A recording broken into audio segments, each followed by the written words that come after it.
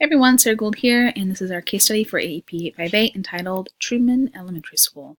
So we will begin by looking at the facts, what we know. Truman Elementary School houses grades pre-K through 8 in a suburban community. It's one of the 4 K-8 elementary schools ranging in size from 500 to 700 students. We know Truman is the largest. There are 3 classes of each grade level. One is preschool.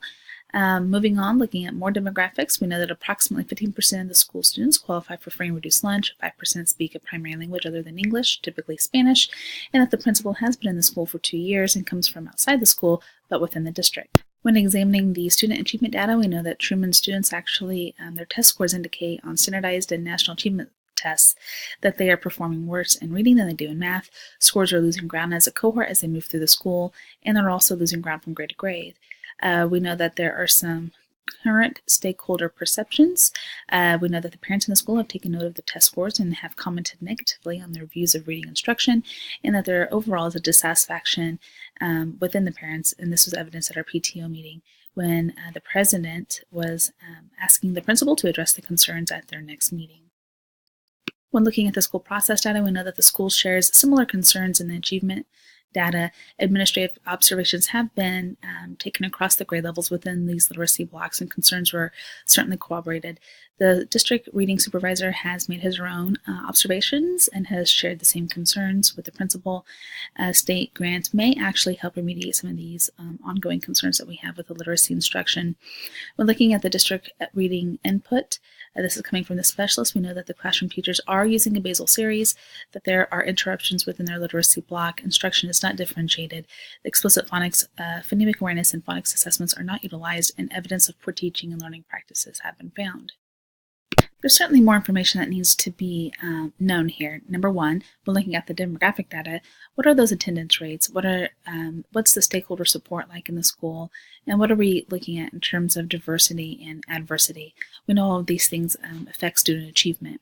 When examining that process data, well, what data is accessible to the teachers? What measures are we using? How do they interpret it?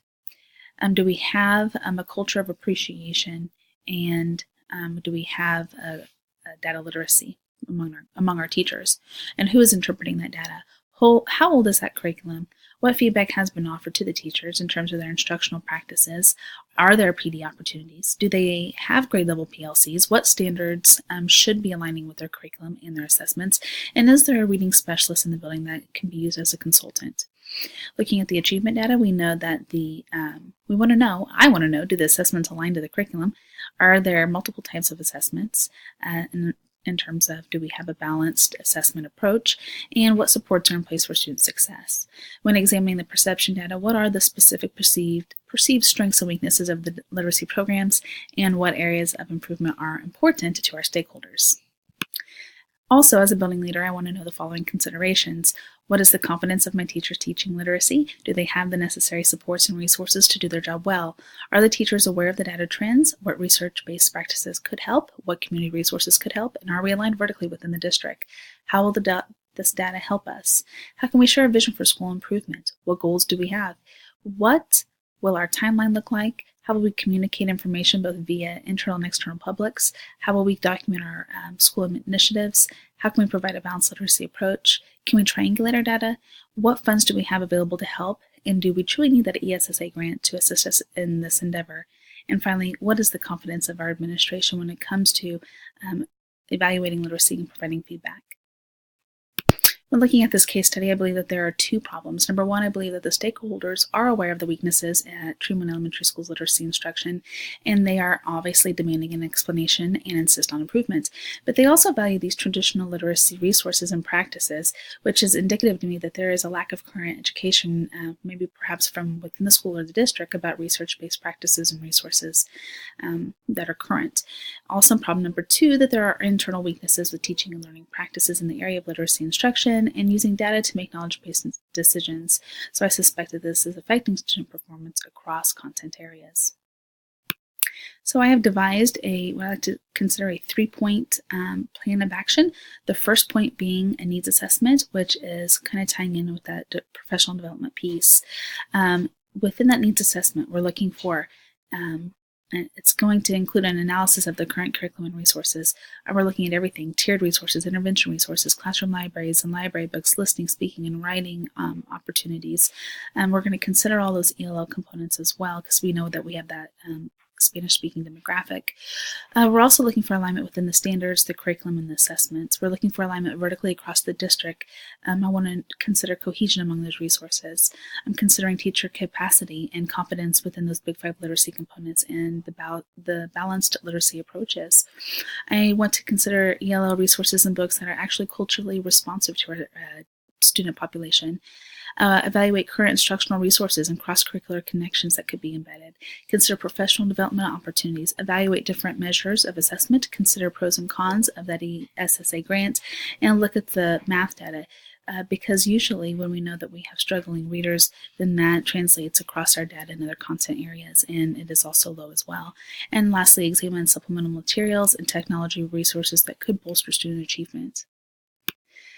The second point of my plan of action includes promoting communication, and this ties in with the leadership piece.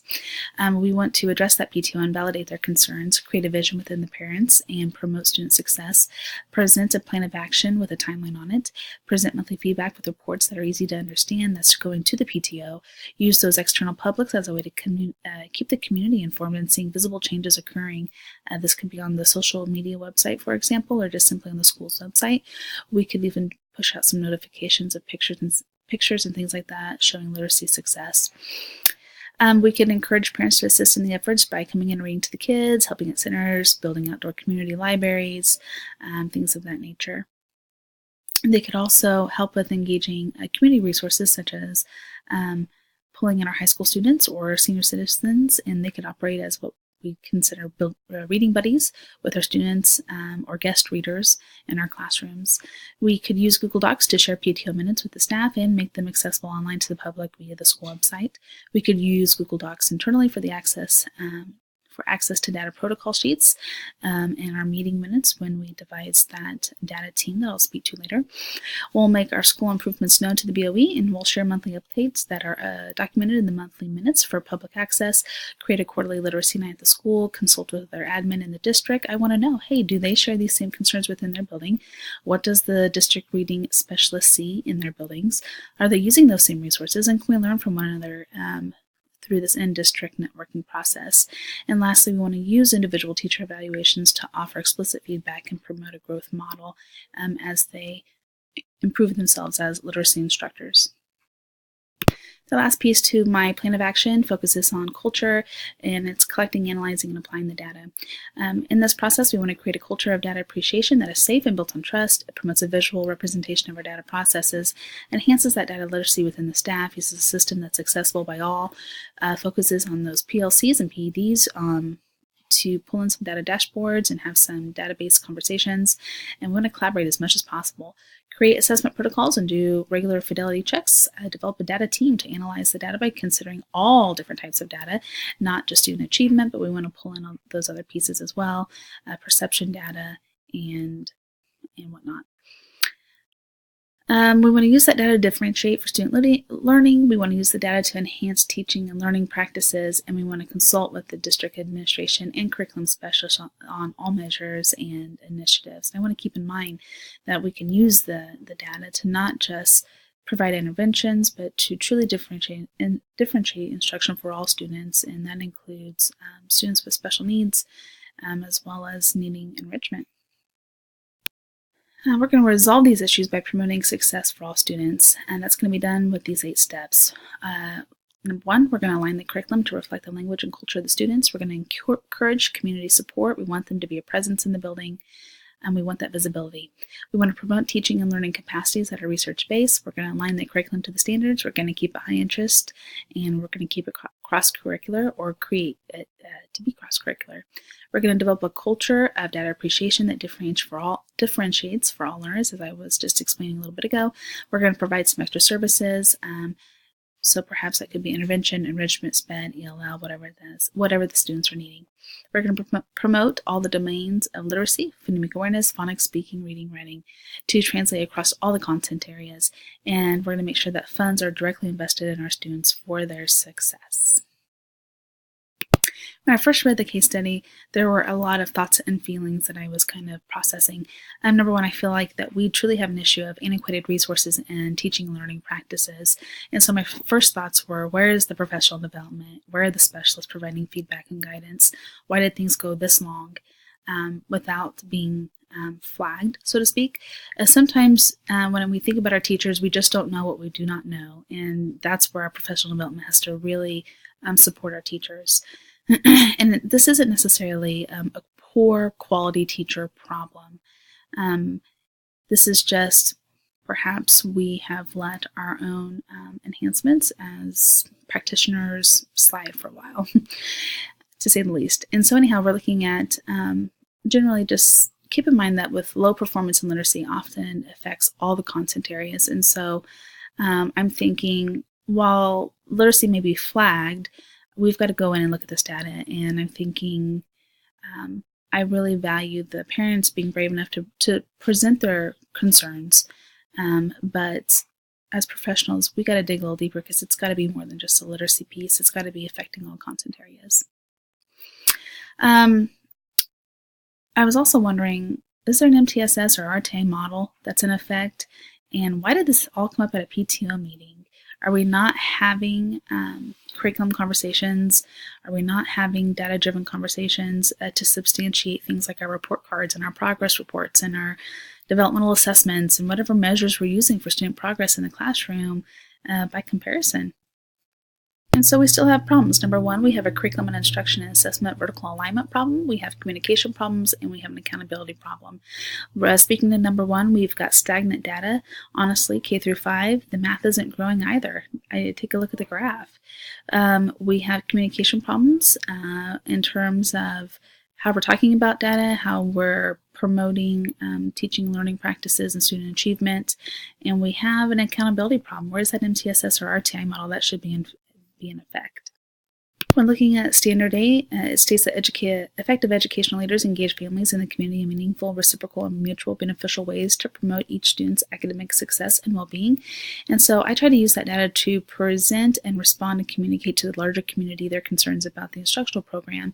And so this was evidenced in my plan of action in many, many ways. I kind of pulled out some of those pieces here, considering all the different types of data, looking specifically at some of our diverse populations like the ELL population, and perhaps considering some cultural dissonance that's there, considering the needs of the school as they align with the potential benefits of the ESSA grants. I know that when we looked at free and reduced populations being 15%, I'm not so sure that right now we have a situation where we need that ESSA grant. It could go to a school in more need.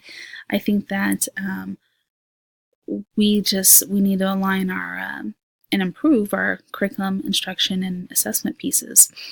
And also share this plan of action with all of our stakeholders and create this data team. That's where our dialogue is going to begin. And throughout this process, I try to use my knowledge of the policies, laws, and regulations that govern the school to influence and bring about some positive change in teaching and learning that impacts all of the student groups. Again, there were lots of evidences of this, but some pieces included those community members and parents being visible in the school. This promotes support and transparency. Also providing BOE feedback each month, PTO feedback each month, visibility on social media. I also would like to start that quarterly literacy night where perhaps we're educating parents about literacy and those literacy practices that are research-based, and give them an opportunity to ask questions and share their concerns, as well as maybe even celebrate some of our strengths. And lastly, looking at data protocols, bringing those into our data teams, using that as a documentation process for our data discussions that we can revert back to and make sure that we too are showing growth. Lastly, I established this ongoing dialogue with decision makers outside of the school concerning the efforts of teachers and students and how these decision makers can effectively influence and improve our instruction and student performance. Again, this was evidenced by using those research-based practices to promote teaching and learning practices. A lot of those sources are going to come from our specialists at the district level and perhaps hopefully from our reading specialist that might be in the building, as well as the building leader, the school principal. We're going to use ongoing professional development for teachers and staff to continue to refine their practice, both teaching and learning, servicing all students, special needs, ELL, whoever they may be, and using that balanced assessment model and feedback to evoke change. Thanks for listening.